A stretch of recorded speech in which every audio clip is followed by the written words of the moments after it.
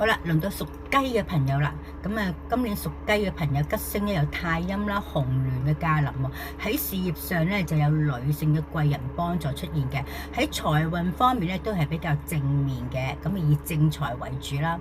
喺工作量咧都要慢慢咧隨之而上升啦。但喺感情方面咧就可能亦都會出現一啲心儀嘅對象嘅出現喎。咁啊喺人緣運啊，比去年咧都會好嘅。咁但係空星有啲乜嘢咧？有陽印啦，同埋貫索啦、勾神啦，同埋歲報喎。咁呢啲咧都係可能有機會咧有官非纏身啦。咁好可能啊俾人抄牌啊，有機會喎。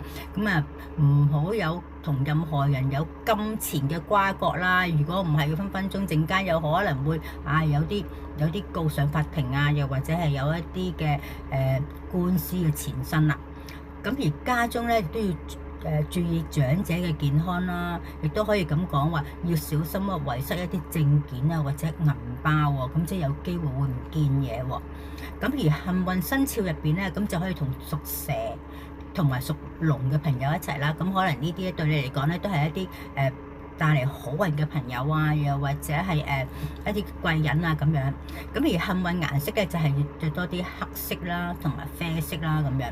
咁黑色同埋啡色咧都係對屬雞嘅朋友咧，佢帶嚟好運嘅。